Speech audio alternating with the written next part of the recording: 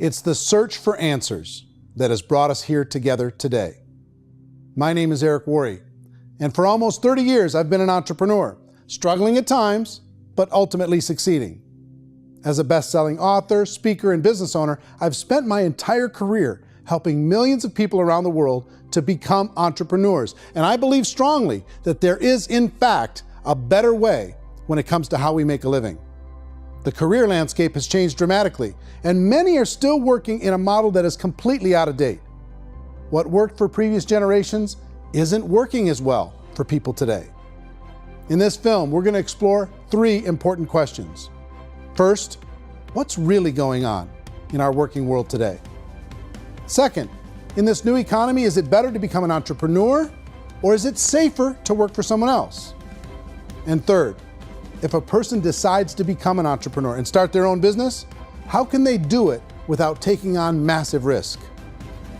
To help in this journey, I've brought together some of the greatest experts and thought leaders in the field of entrepreneurship to share the real facts with you. My intention is to give you new information that will allow you to make choices that are not limited by an old, outdated model. Let's start by understanding what's going on in our working world today.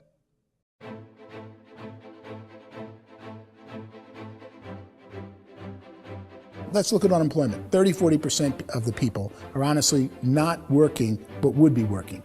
What our government does is if you haven't found a job in 6 months, we don't call you unemployed. We pretend you dropped out of the labor force. I've often said that unemployment, particularly structural unemployment, that's unemployment due to technological changes, is the first sign of economic growth. Think of it, 10 people live on an island.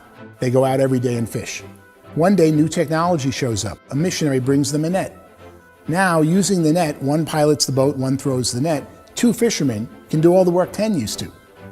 That's a 500% increase in productivity, 2 doing the work of 10, in one day. You don't have to learn a lot to learn how to throw a net instead of throw a fishing line. The island's got a big problem, 80% unemployment. But the island still has all the wealth of the fish because the 2 people produce as much fish as 10 did. Now, of course, looking back in history, these changes used to take thousands of years. And during that time, we went into farming and transportation. Some of us became doctors and some teachers and lawyers, and we developed all these new professions and new manufacturing jobs.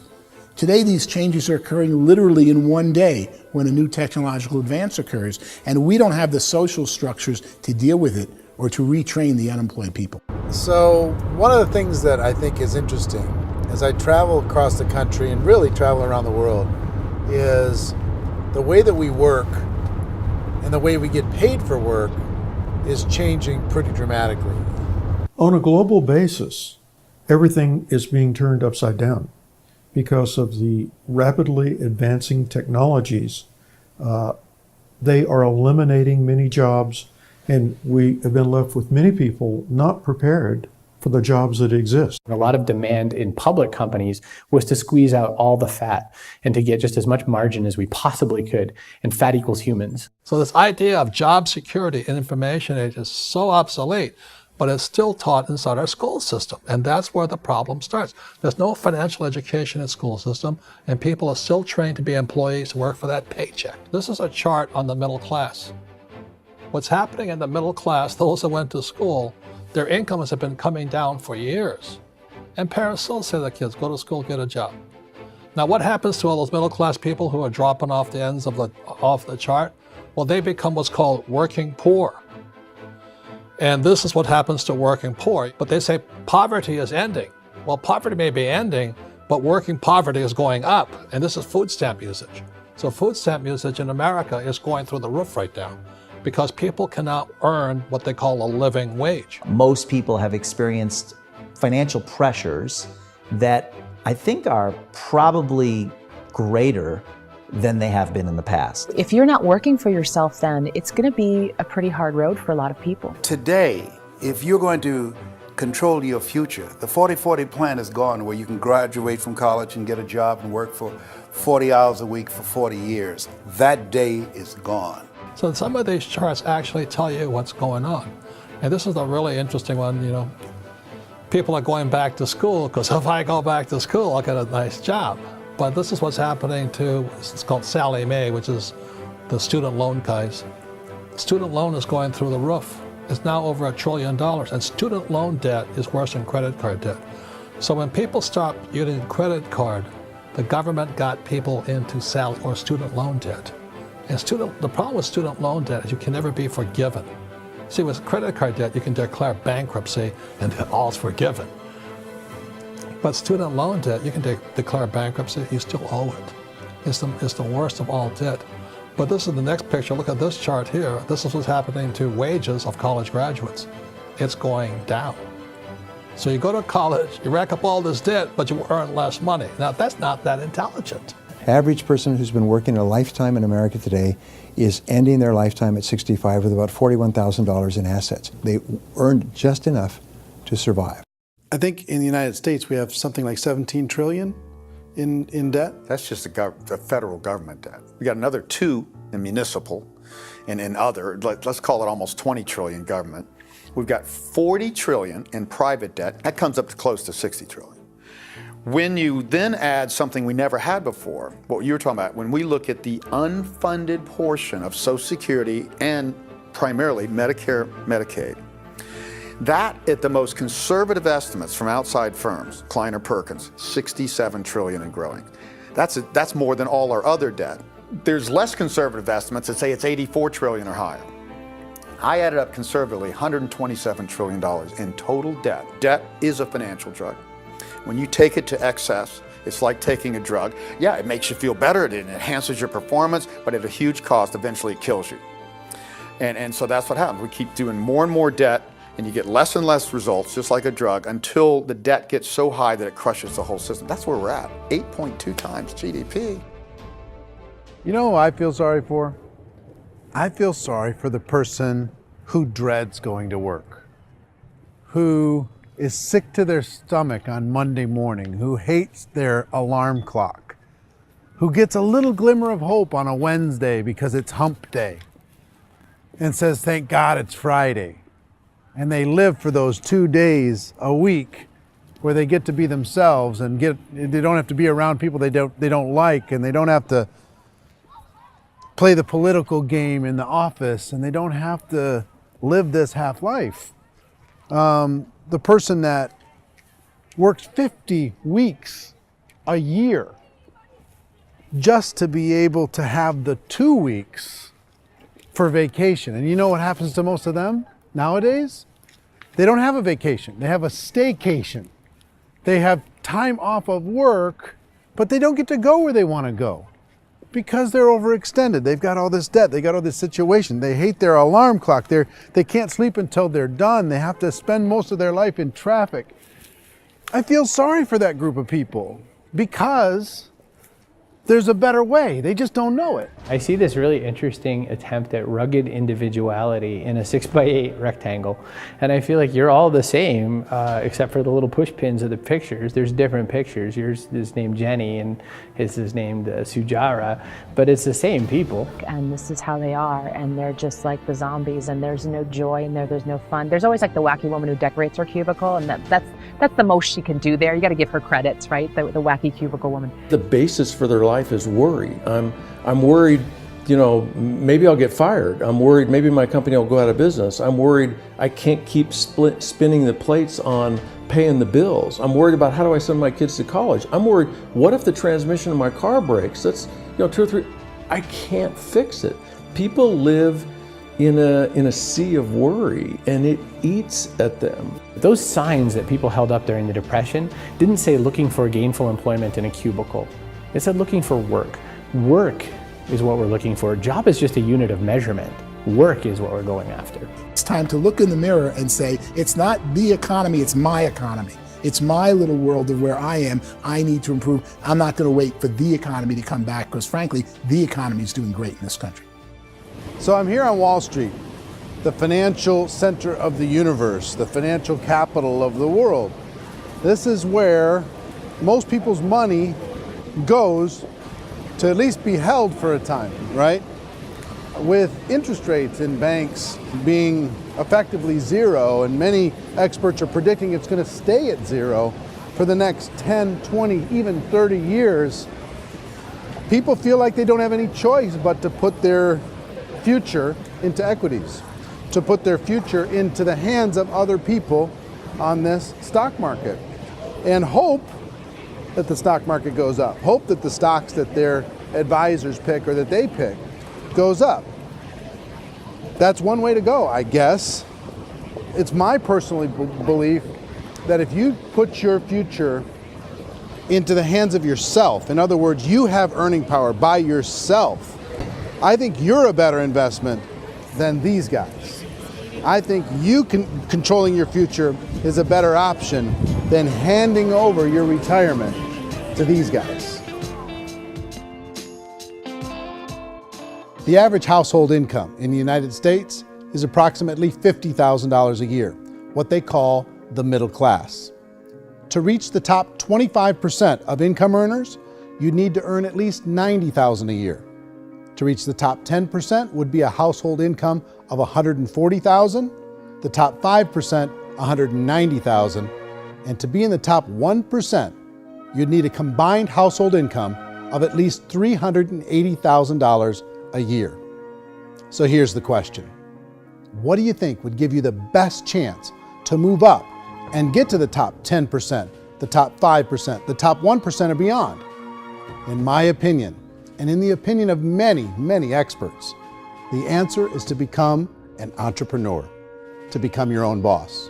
I think you have to be a business owner. I can't, the only time I ever say to someone it'd be great to be an employee is when they've already told me they've surrendered. I only tell people who are wounded spiritually that they should be an employee. And it's that feeling that you get when you pick up the backpack off the little Cub Scout and say, "Don't worry, little guy, we'll get you back to the camp."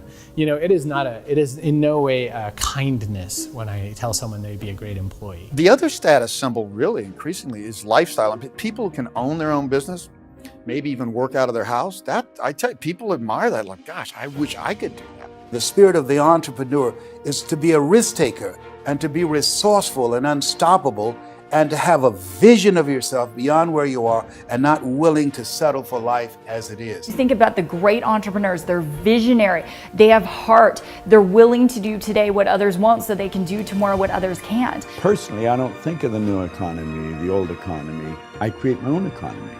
The entrepreneur's in control.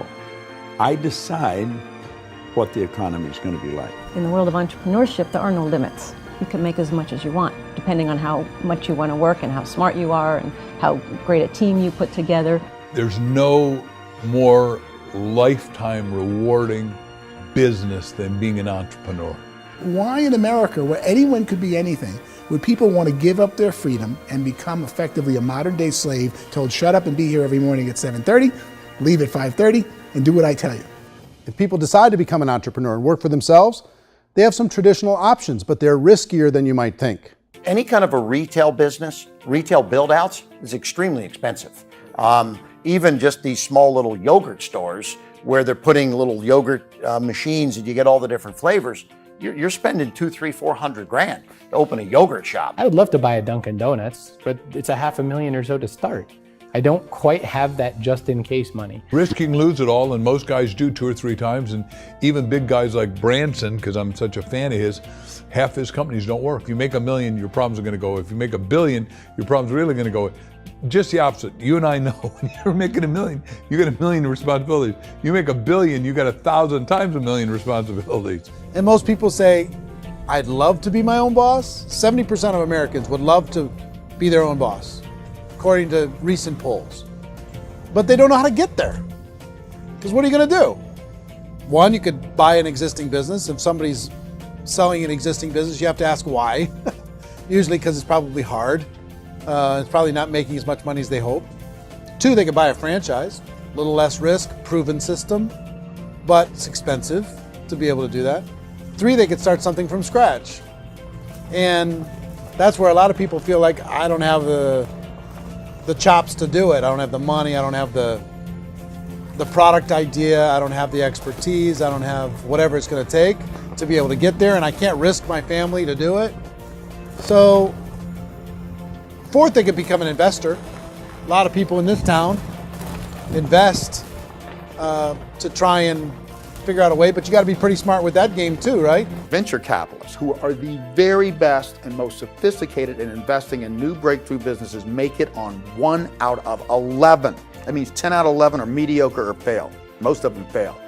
That's the risk there. An angel investor is lucky to get 1 out of 15 or 20. A business is a team sport. Like, I have to have accountants, I have to have engineers, I have to have system designers, I have to have sales, marketing, I have to have accounting, I have to have mission statements, I have to have legal and all that. The average Joe Schmo, even me, I go out there, I don't have the skills to put a business together. I think the bottom line for the 4 traditional options is they take money, sometimes a lot of it. They take expertise, and they take time. All of that adds up to just too much risk for most people. I bought a business from somebody else and it was a lot of work. And you start wondering, what did I just buy? Because I guess ultimately I own your email list and I just overpaid for it. People that start their own business, they spend a lot of money, they spend a lot of time, a lot of effort to get things started. And the more you invest on the upfront, the harder you typically work at it. I can tell you what the success rate is of a restaurant. What is it? They're crazy enough. About 90% of them fail. About 90%, in how quickly? Year less. Wow. And if we're talking non-franchise, we're talking franchise, Sure. That's totally different. Yeah. But our students aren't getting franchise restaurants.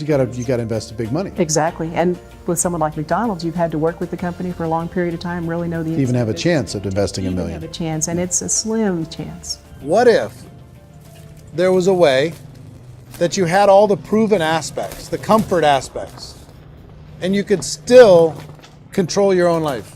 What if there was both? In other words, you didn't have to create everything from scratch. You didn't have to be a super leader. All you had to do, what if there was a proven product already? You didn't have to create the product. And there's a proven system already, proven training already. Everything except an employer. That was the only thing that you didn't have. Do you think more people would be open to working for themselves in that environment?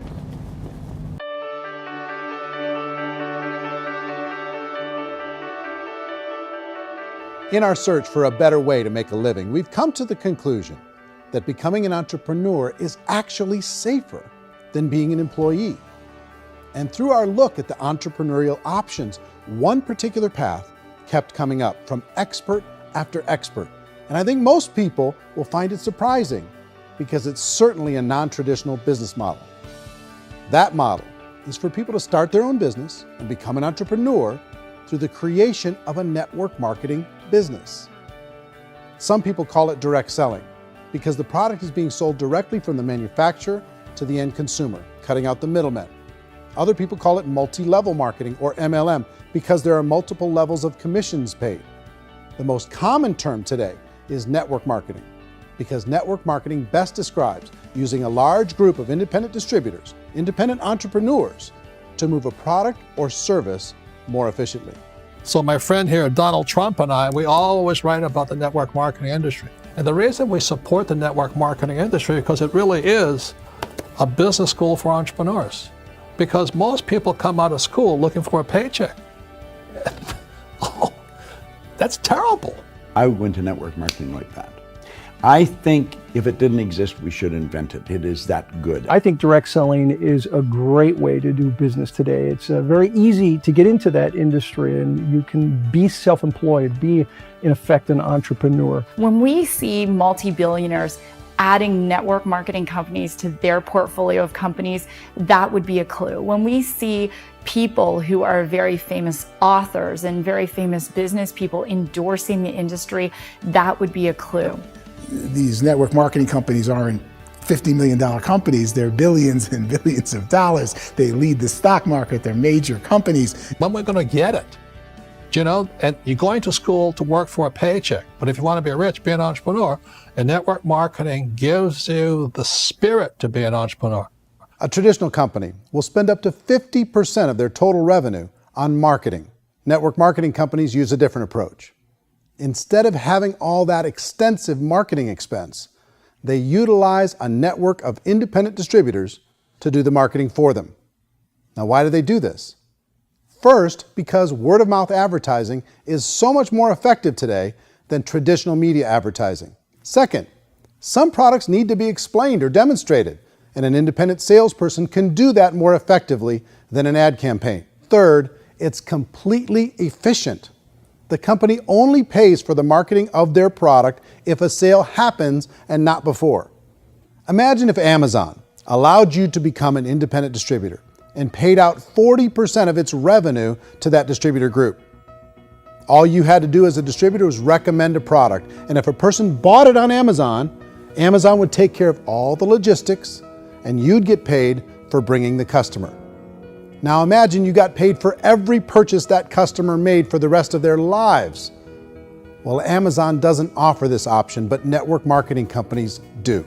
85% of all buying decisions in our society are made as a result of word of mouth or reputation. We're recommending things to each other all the time. You know, who's your dentist? Who's your doctor? Who's your lawyer? What detergent, are you using? What legal system are you using? What product are you using? We're talking to each other about the things that we love anyway. When you go into a big box retailer, you're lucky if the clerk looks you in the eye, much less gives you any detailed or accurate information about what you're purchasing. So of course, this personal information, this education coming from a friend, a neighbor, a relative, or even a stranger, but one who has experience with the product is extraordinarily valuable. As a matter of fact, network marketing can educate consumers probably better than any other form of marketing. It certainly can do better than advertising, because advertising usually has a certain hype to it and you can only get limited information.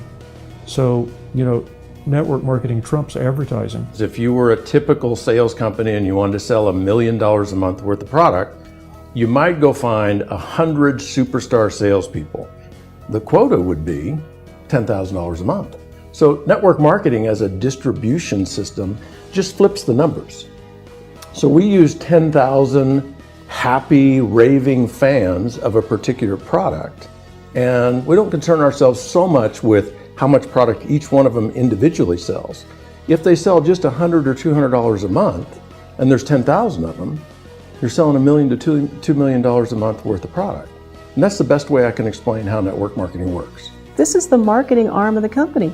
There's not money being wasted on bricks and mortar. There's not money being wasted on inventory that's sitting stagnant somewhere. There's not of employees standing around that don't have customers. These are people that are going to connect with customers. These companies allow people to become independent distributors for extremely low cost and with no minimum time or sales quota. Essentially, they own their own business and can provide as much or as little sales as they choose. In other words, the distributor gets all the benefits of traditional business ownership without the risk. The advantage of network marketing is the ease of entry, the low risk, and the low startup cost, because almost everything else has very high risk. You can get in for a minimal investment. You're buying into a system that's already been proven, products or services that have been proven to work. The keys to network marketing is providing an opportunity for the masses to get involved, providing an opportunity for the average person who doesn't have the resources to start their own business. All of this so far is fairly straightforward, but network marketing offers another benefit, and it's this benefit that makes it so interesting for entrepreneurs. Network marketing allows a distributor to build their own network of other distributors and then compensates them on the sales created by that entire group. Direct selling is, at its base, very simple. It's the sale of a product or service to an individual on a face-to-face, one-on-one basis, just the way we're talking right now.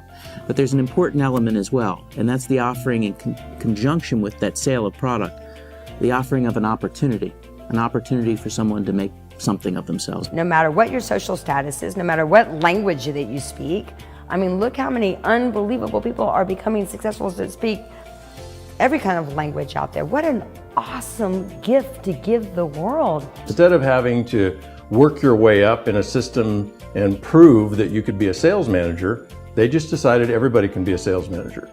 Everybody gets to build a sales team from day one. And so what that brought into the system of growth as a direct selling company is the concept of compounding or geometric progression.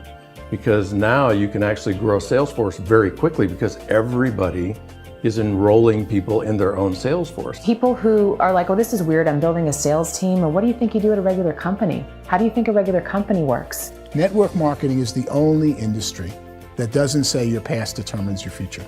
It looks at your past and says, okay, now what can we train you to do so you can have a great future? Every other employer out there wants to exploit you for what you already know, not teach you something new. Network marketing has the potential to save the United States and the world because it's going to teach people not to be employees, but to be entrepreneurs.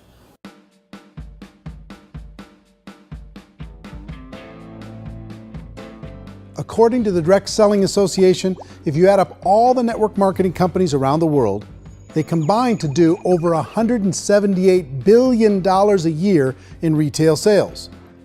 To give you an idea of how big that really is, the NFL, the National Football League, does approximately $9 billion a year. The music industry does a little more than $16 billion a year, and the movie industry does about $80 billion a year. Using a conservative average, network marketing companies pay their distributors about 40% of that $178 billion in the form of commissions, which adds up to more than $71 billion a year. That's almost $6 billion a month. It's almost $200 million in commissions every single day.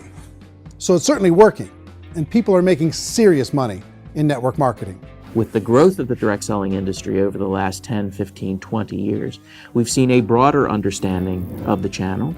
We have seen more and more people getting involved in the business. So our penetration in the marketplace has increased, and thus the understanding in the marketplace of who we are has increased. And we've seen non-direct selling companies look at the direct selling model and say, something's going on there. People are making money. Companies are being profitable, individuals are being motivated, product is being delivered to market. Maybe we should explore this. Some people think only the people at the top make money. Well, let's take a look at that as well. In the network marketing profession, there are roughly 500 people in the world who earn over $1 million a year. If you round that number up to $2 million a year, that adds up to about $1 billion a year. That takes the $71 billion paid out each year down to $70 billion. So where does the rest of the money go? The vast majority goes to part-time people making anywhere from a few $100s a month to many thousands of dollars a month.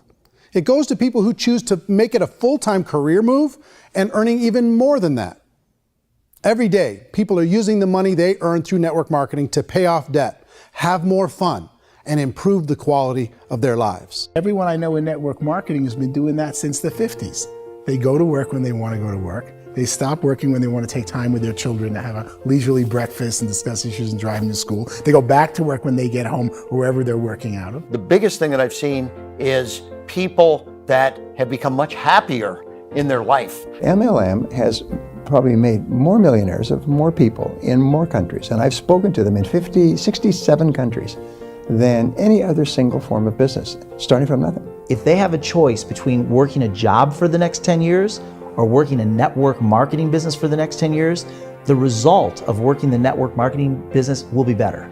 A lot of people within the industry go on and make this a career and do extremely well at it. Network marketing has been nothing but good for everyone I know that's been involved with it because they did it seriously and they played full out and they've been very successful. It's been a constant barrage of success stories and people showing off stuff that they got as a result of it. How many people are involved? Approximately 16 million Americans and 96 million people around the world are currently participating in network marketing. And in a recent poll, 82% of those people report a good, very good, or excellent experience with network marketing. So people are happy.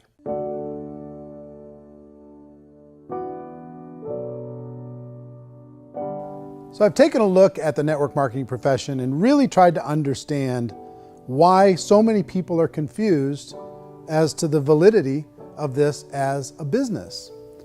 One is this pyramid shape. People get really messed up with this pyramid. Oh, it's one of those pyramid things. So I just think there are a lot of haters out there who really don't understand the industry and say, oh, it's a get-rich-quick scheme. It's a pyramid.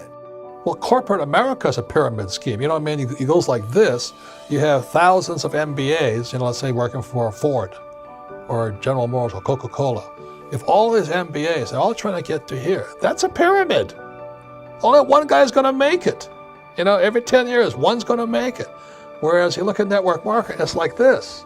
So you're here, and your job is to develop other CEOs coming up behind you. So it's an inverse pyramid. In network marketing, it's a very simple concept. If you sell product, you get paid. It is paid based on production. There is no first mover's advantage. There is no investment component where the more somebody spends, the more they're entitled to make.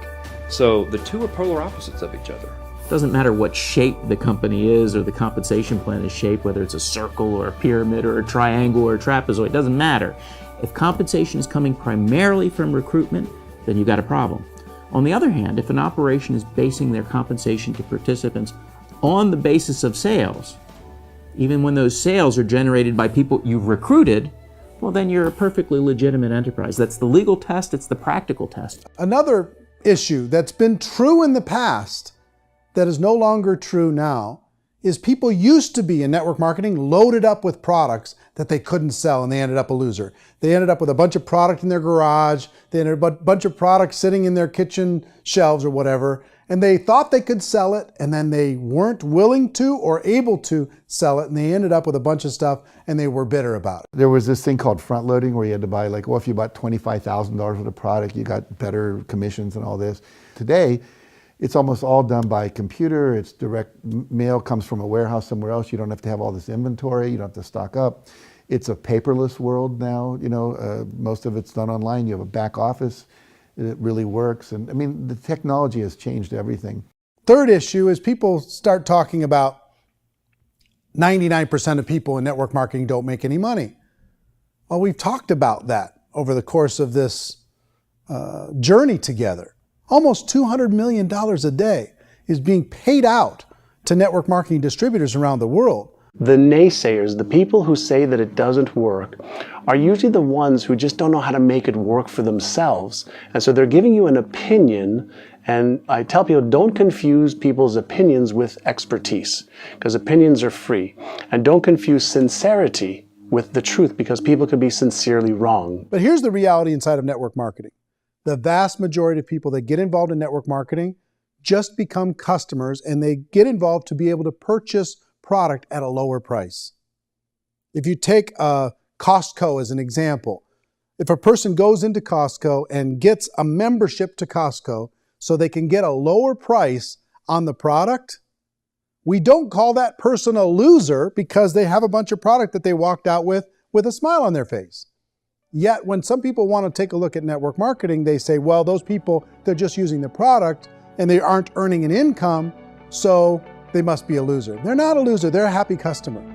That's the vast majority of people that are involved in network marketing. Now, a smaller percentage of those people decide to go build a business. They earn $300 a month, $500 a month, $1,000, $2,000. That's the bulk of earnings in network marketing. And then there's the few that really decide to take it serious, really decide to build a large network, really work to make that network very, very productive. And those people make huge amounts of money, and there's no cap. What I do as an outside economist, just somebody looking at this industry like any other industry I speak in, and say, look, what's the realities of this? 1% do incredibly well. 10% generate some additional income at pretty low risk and effort. That's not, and 90% of people roughly end up customers. One thing that I think is real when it comes to people's perceptions about network marketing is people put this, and distributors, I think, involved in network marketing have some responsibility for this. They have sometimes unrealistic claims about the product or about the income. Most people who become distributors, they want the money, they want to be successful, but they don't have the skills. They don't know what to do. And when people don't know what to do and they're in a new business, they're scared. And when they're scared, they panic and desperation kind of sets in. So they think everyone they talk to has to get in.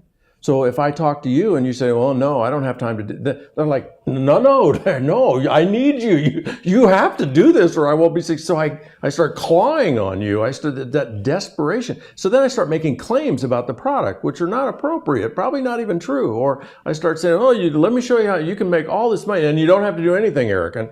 And so you just totally misrepresent the opportunity, and you're clingy with people because you think you need everybody to be successful. And you don't. You know, one of the messages that I try to deliver most forcefully to companies as well as salespeople in direct selling is that you don't have to overpromise. The reality is in network marketing, there's a lot of hard work involved.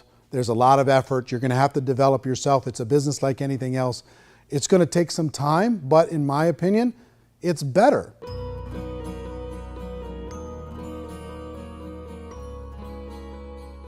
It's light years better for people starting today than it was even 5 years ago. I think it's more widely accepted now, and people understand it is a business. It is being an entrepreneur. It is being a business owner. Our belief system is based upon our evaluation of something, and frequently if we reevaluate a situation, our belief about that situation will change. The industry has changed and it's grown up. It's totally transformed. You've got young people today that have grown up with social media, and they understand networks. They understand how people are connected through technology, and they understand how money flows through those networks. So when they see network marketing, they don't see it the way their parents saw it. And we've all learned, the larger industry that you represent, has all learned from those mistakes and flaws and errors that have happened early on. Early algorithms didn't work the right way. That's all fixed. It's like when they design a computer program, they design the program, then they run it, and then they go back through and they debug it. The MLM industry has been debugged. This is the day of being virtual, being able to run a business from your mobile phone. I mean, it's incredible. Companies are getting smarter. They're implementing more consumer protections. They're implementing more compliance training. They're doing more with respect to product research. If you do get involved and you make purchases of inventory, even on a voluntary basis, if you decide that this business is not for you, you can leave and have that inventory repurchased by the company. There's no other business that offers that kind of protection on a voluntary, self-regulatory basis.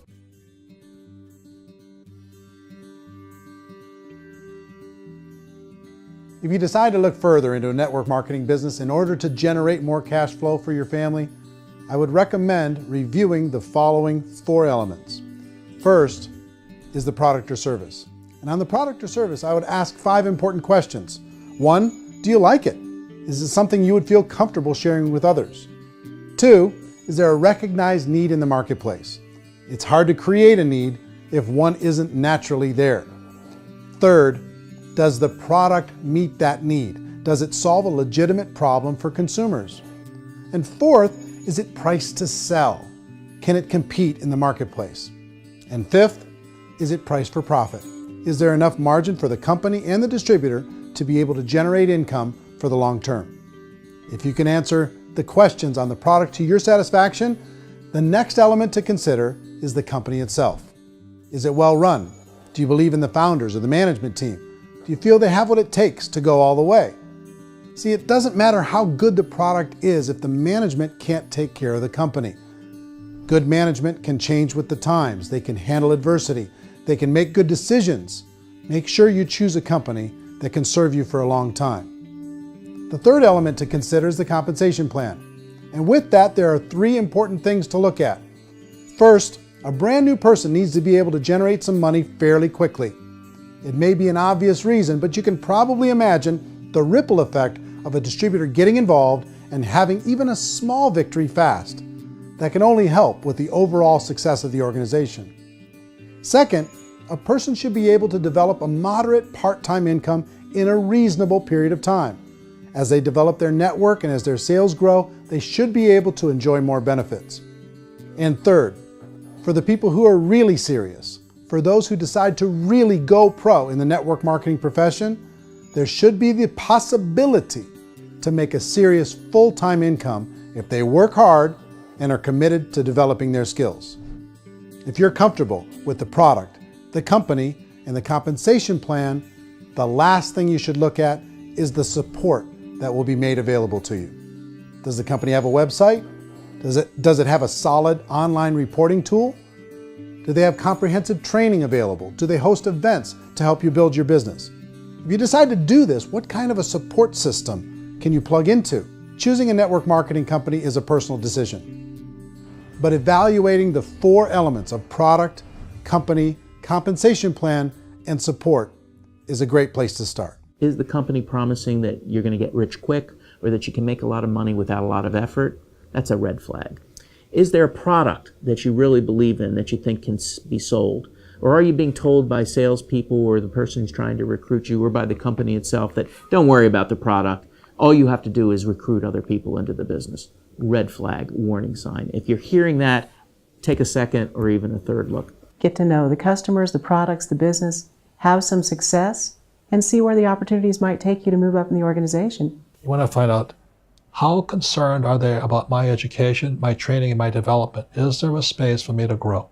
Most important question. Learn everything that you can about the product. Make sure it's something that you believe in, and learn everything you can about the industry and work that system. You have to be very passionate about whatever that company is doing. I would get involved. You can always test drive anything, the product, the service, the community, and then lean into it a bit. If it feels good, then lean into it a lot. Behind me is the Lincoln Memorial. And this is a place where Martin Luther King Jr. had his famous "I Have a Dream" speech. And at that speech, he talked about his dream for equality for everyone around the world, and that's a noble dream. But I think more people need to remember what it was like when they were kids and the dream was still alive in them, before it got beaten out of them by reality, by this paycheck, by these responsibilities, and by having to live for this job to pay the bills. I think people need to remember that, go back to that. Once they know that there's a better way, I think their future is going to be much brighter. They can live a better life.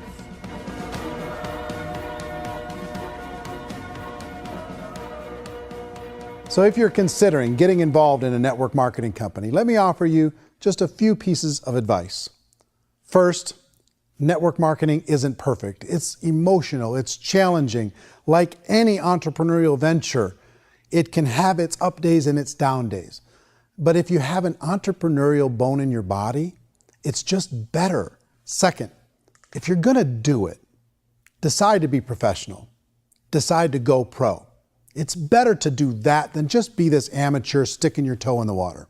Third, as any professional, you're gonna have to learn some new skills. And I promise you, inside of the network marketing profession, they're not too difficult to learn. Fourth, like anything worthwhile, it's gonna take some time. Don't expect that you're gonna get to the finish line right out of the gate. And fifth, it's worth it. It's worth it to be able to take charge of your life again. It's worth it to be able to control your own financial situation. It's worth it for the people you're going to be able to spend time with. It's worth it for the things you're going to be able to see and the experiences you're going to be able to experience.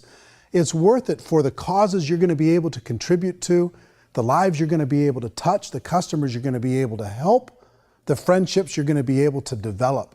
I promise you, it's worth it. Remember, most people are searching for answers just like you are. But I do have to tell you the catch to network marketing. If there is a catch, if you want to understand this from an emotional point of view, people say, well, it sounds too good to be true. It's not, it's hard work. But here's the catch. Most people still don't understand it. So you're going to have to endure the loss of social esteem from ignorant people. The uneducated will think less of you. Now, if you can handle that, you're on your way. If that's going to destroy you, you know what? Entrepreneurship in general probably isn't in your future. If you can face that catch, you can become unstoppable. I want everyone to really contemplate this if they're not in network marketing. You're in a job, you probably have a mortgage, you have rent, you have debt, whatever's going on. You're in a prison. You work just hard enough to keep them from firing you, and they pay you just enough to keep you from quitting. Come on! I've been there, done that, and bought that t-shirt. In network marketing, if you run into failure, it's really just a homework lesson for yourself. There's no one to blame. You really have no excuse not to be successful. You just don't. People don't want to hear that, but there's so much available to you. If you want to be a good network marketer, be a student to the people above you, be a fellow traveler to the people on the same level, and be a teacher to those below, and know when it's appropriate to do which. People who are not afraid of asking people to buy things or not afraid of persuading people with the chance they may say no. These people own the future. Nothing happens until something moves. So you got to go move, you got to go do something, or nothing's going to change in your life. In the beginning, you're going to do a lot of things that you don't get paid for. But as you go down the road, you get paid for a lot of things that you don't do. And your job is rehabilitate the spirit, the entrepreneur spirit in all of us. You get it back.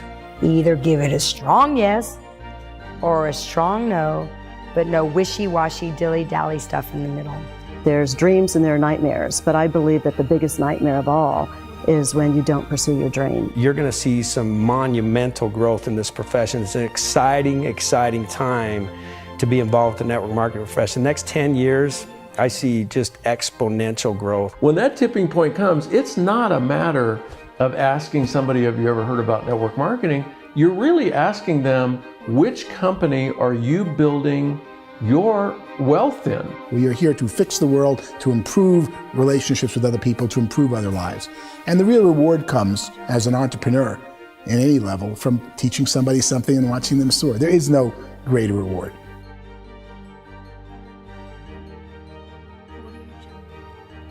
Life's too short to spend it living someone else's dream instead of your own. It's too short to spend it living at a fraction of your potential.